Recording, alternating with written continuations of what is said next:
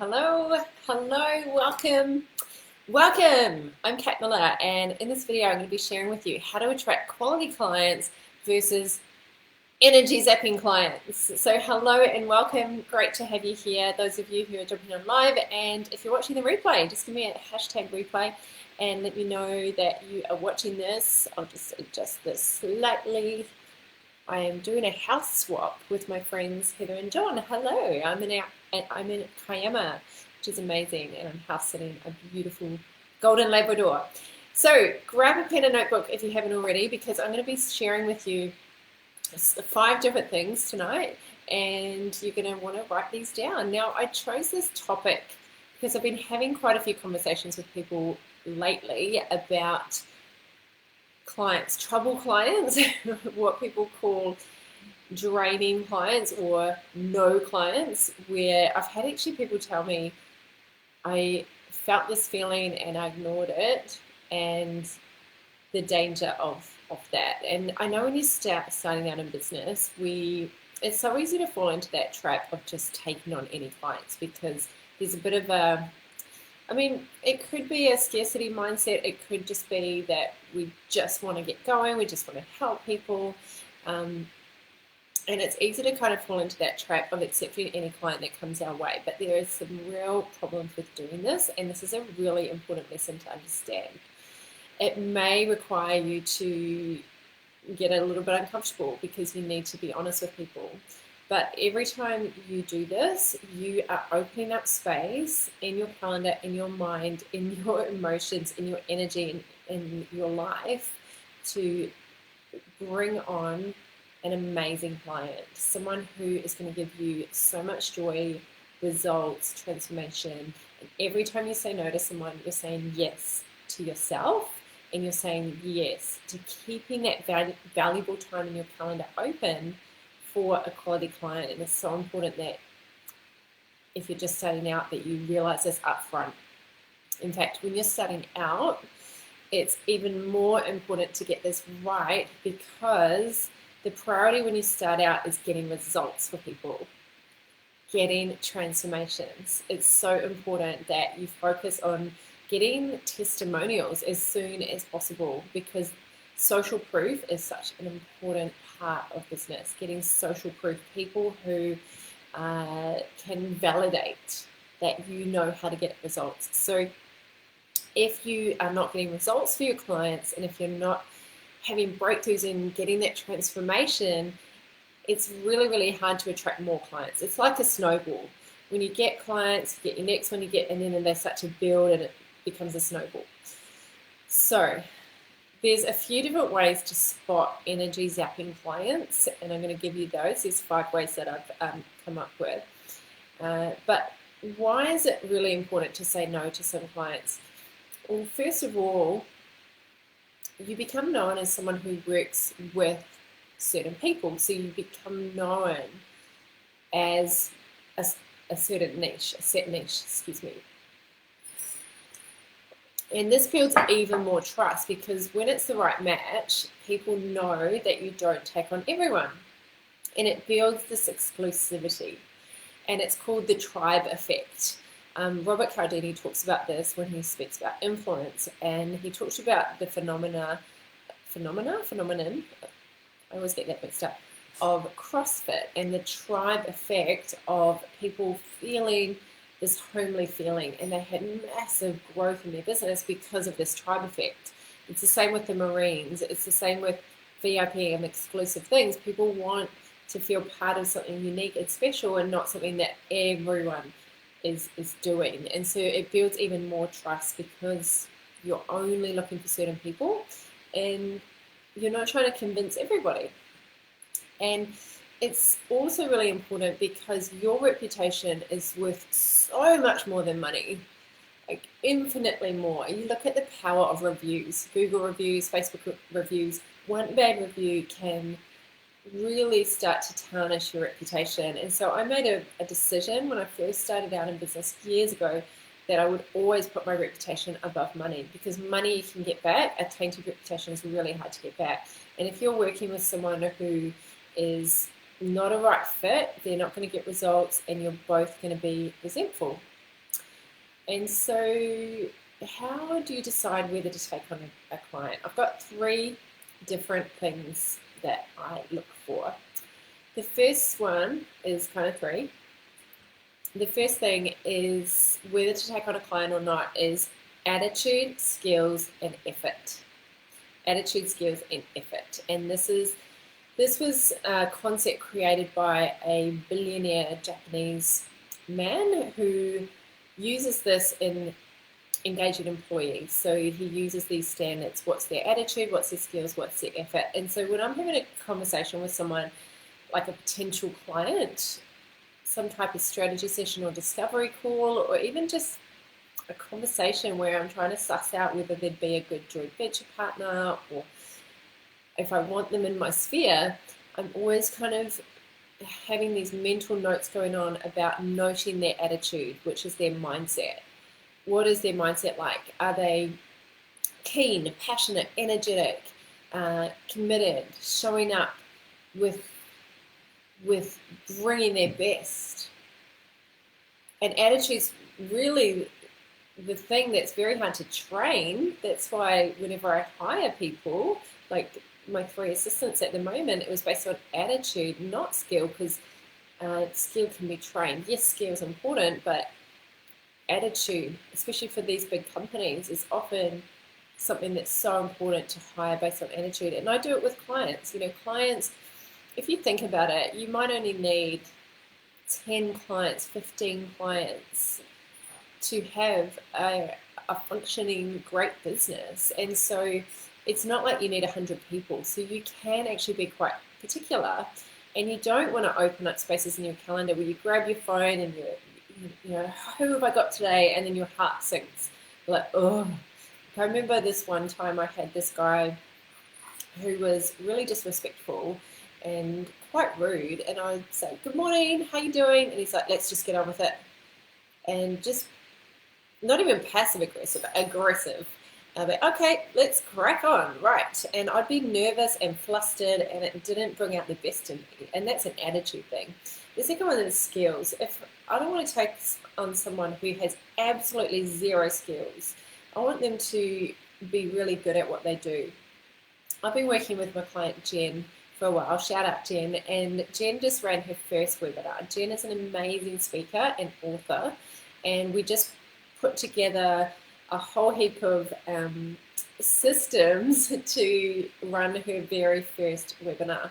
And she had to learn ClickFunnels, Zapier, Vimeo, PowerPoints. She hadn't done PowerPoints for so long. She upgraded to buy great PowerPoints, MailChimp, automation sequences. I mean, there was so much. It was such a steep learning curve for her. But her attitude is, I'll get it done. I'll sort it out. Like, that's fine. But her skill level wasn't necessarily in those things. That's where I can help her. But her skill in her craft, super important. You don't want to be working with someone who has 0 skill, that you have to handhold them so much that it's almost like you're dragging them to the doorway of change, as opposed to partnering as a team and going, okay, you've got the skill, I've got the skill, let's go. We're a team, let's go.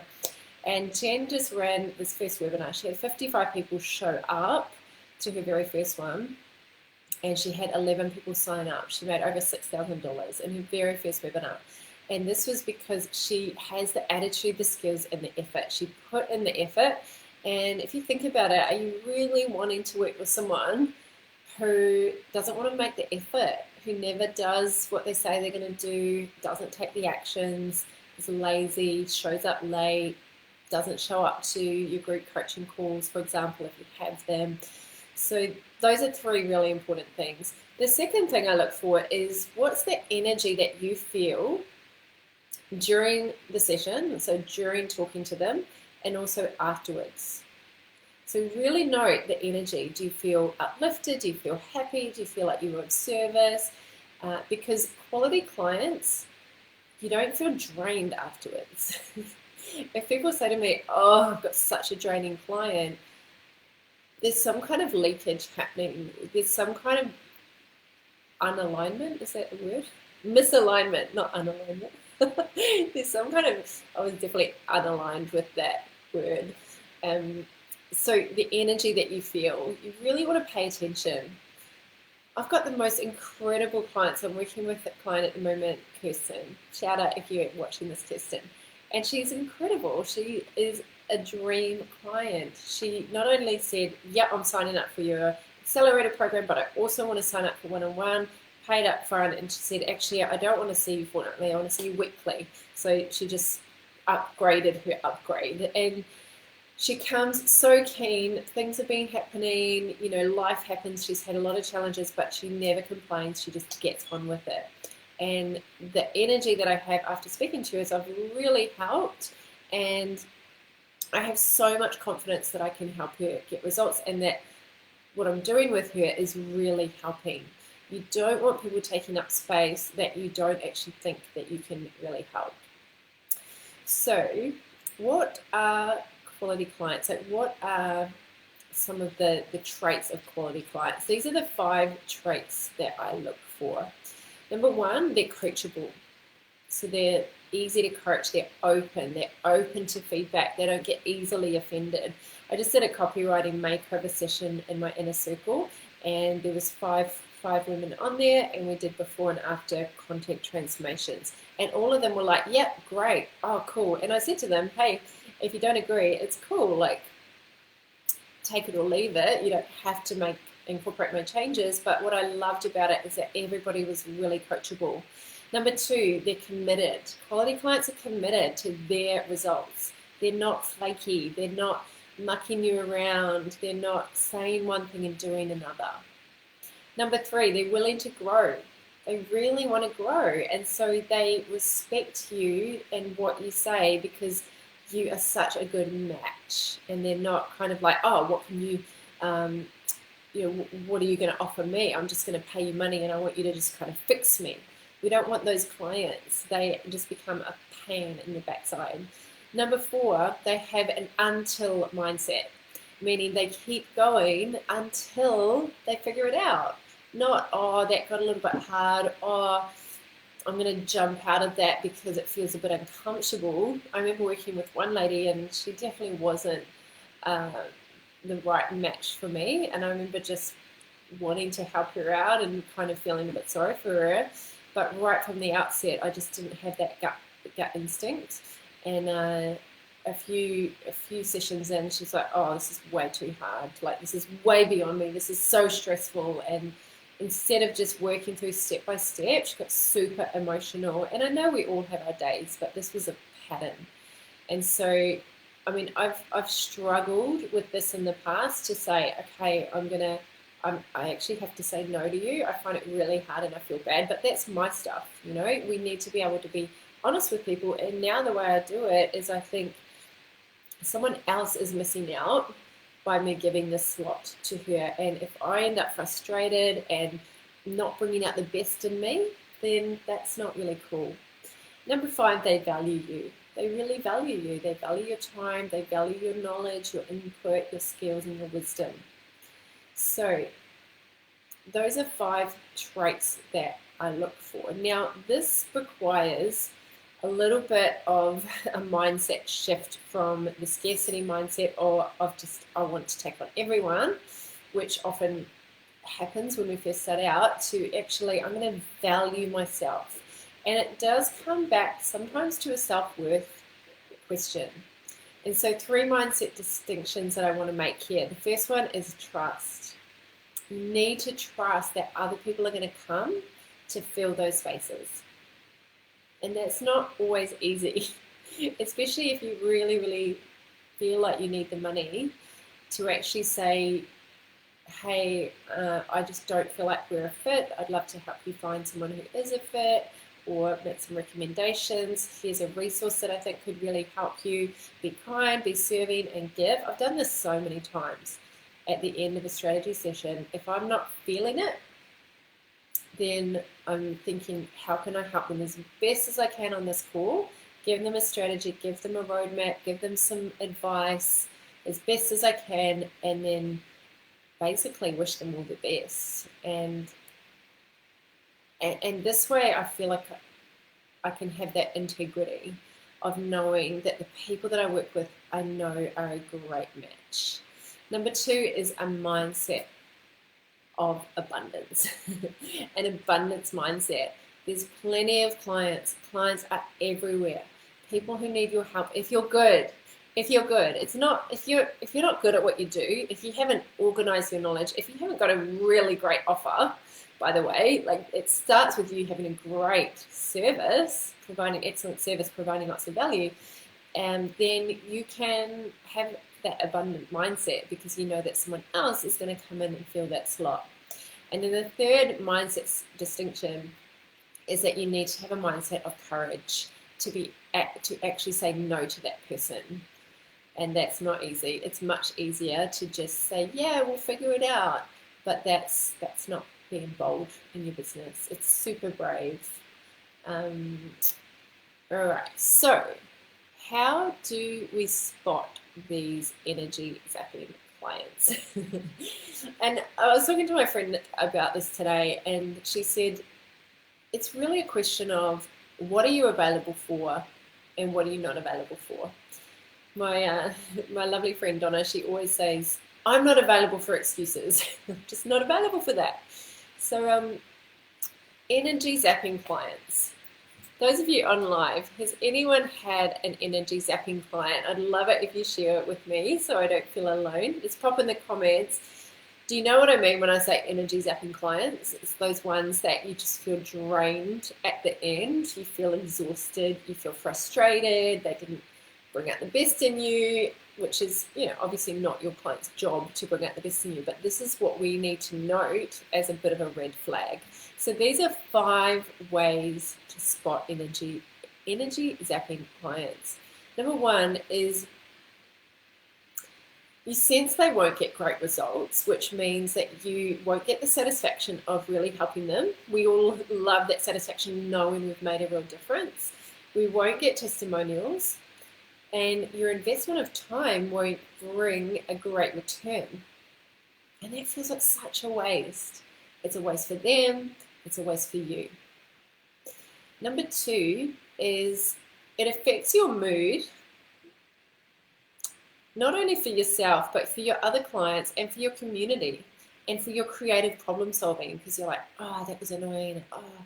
And you're stuck in that thinking after the session instead of other more important things that you should be focusing on, instead of just going round and round in circles about this person. So if you have that client and you're about to go to your next session, you're going to take that energy in. Who agrees with me? Have you noticed that? Have you noticed that when you have an argument with someone or you have a bit of a heated thing or something happen and then you go and speak to someone else, it's really hard not to let that energy transfer over. It just is hard, even if you're like, hey, how's it going? If you've just had that kind of experience. The third thing is that it can make you doubt yourself. It can make you doubt your value, and that's really dangerous because there are 3 really important mindsets that you need to show up with. You need to show up with conviction, certainty, and confidence. Conviction, certainty, and confidence. And those energy zapping clients can almost drain you of those things and make you think, maybe I am pretty crap. Maybe those doubts I've had about myself internally are actually true. It's not cool. I look out for if they're demanding or if they're disrespectful. If they're demanding or disrespectful. Hello, Belle. Hello. This is obviously subjective. So being outright, sometimes people aren't outright rude, but they push their boundaries. They go way beyond what you've promised. And I've had this happen a lot of times where I've had to set a boundary, particularly because I've given so much support outside of a session and I've had to really explain what that means. Like I'll have people contact me and ask me to look at a landing page. I was talking to my friend Lisa about this last night, who's a copywriter, and she says she'll have people go, oh, hey, can you look at this for me? And she'll have to explain to them, hey, this is actually my work. This is my job now. This is how I earn money. People pay me for this. And when people contact you and say, hey, can I pick your brain, and just want free advice all the time, I mean, you don't have to say that is disrespectful. It's just that maybe the boundaries aren't clear enough. So demanding and disrespectful, very subjective. Whether they're, if they're late on all the time, or pay late, or no show, or whatever, you might give that the meaning that that's disrespectful. We've all got a different slant on that, but it's just whether, again, coming back to your feeling, which is number 5, which is your gut instinct. What's your gut instinct tell you? Because it's pretty, I don't know about you, but I found my gut instinct very rarely lets me down, especially when it comes to business. So really having that check in your gut, so that you don't become resentful. And that's why I made a decision to only work with people where I know that I'm going to enjoy it, that they're going to enjoy it, and where I can absolutely help them. Because in pretty much every case, it's just not worth it for the money. It's just not worth it. I remember when I was working in London, I remember this lady, she paid me up front for a 12-week package, and then I think she was about 3 weeks into it, and she said, "Oh, I've changed my mind. I want all my money back." And she was a lawyer, and I remember thinking, I'm not getting out of this one. She's a lawyer, and I just refunded all the money, and the terms in my policy said that a refund wasn't required after the set period of time. But for me, again, reputation over money.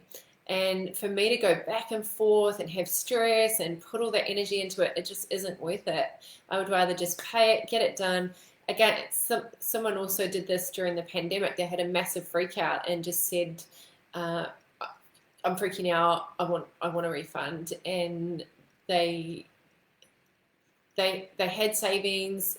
They had no reason that they'd lose their job, but it's just fear does things to people, and I don't want anyone stressed out because of that. So for me, it's just easier to, it's case by case.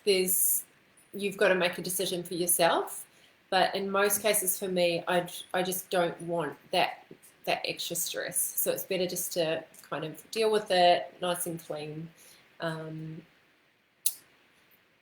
And that's done. So I think that's all I wanted to share. Oh, one last thing I wanted to share is that if your intention is to attract quality clients, you are so much more likely to attract clients. Like, they'll start to show up more often. I set that intention at the start of Q4 in 2020, and oh my goodness, I've had the most incredible people sign up to work with me. And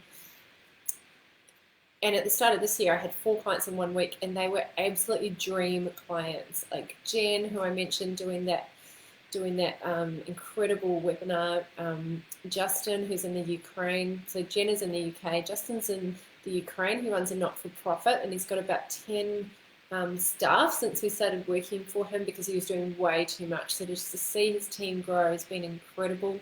Amanda, who is a really high up board of directors. She is doing thought leadership for women in finance. Incredible woman. Wilson, who was a CEO of a company, and I just helped him to transition out to actually consult back into his company. Like, these really incredible people, just because I set that intention that I wasn't going to take certain clients anymore. And so you'll start attracting it back to you. So I just wanted to share that. Often it just starts with an intention of not just saying no to everyone, but having this filter system on, and they really do start coming into like a magnet. If you do quality work, you don't get quality clients unless you do quality work. So that's obviously part of it. So I'm almost fully booked up, but I have opened up a few spaces in my calendar next week. So I really want to help out this community. I want to help you guys out. I know that business is too hard to do alone. So I'm just going to pop a link in the chat box if you want to have a chat, which will be a business strategy session. So if you want a client attraction strategy session in order to grow your business and attract the quality clients that you deserve, obviously you need to have a great product or service, or that's something that I can help you with. But I'll create a personalized marketing roadmap for you to create clients. So I'll just pop that in the comments. So there's a lot in that session. I'd love it if you pop in the comments. What did you get out of that? What did you actually get out of that? That would be really helpful for me. I'd be super grateful if you could just pop that in the comments. I can't actually see the comments coming through. My live just isn't playing the game. But thank you for being here live. Those of you who are on here live, it's so nice to connect with you. Just pop in the comments what did you get out of that? Which was your favorite part? And if you have any requests for topics that you want me to cover, please let me know. I show up here every Wednesday at 8 o'clock, and I really want to help you guys to succeed in business. So thanks for being here. Just give me a hashtag replay if you're watching this replay, and look after yourself. Keep shining, and I'll see you again next week. Bye for now.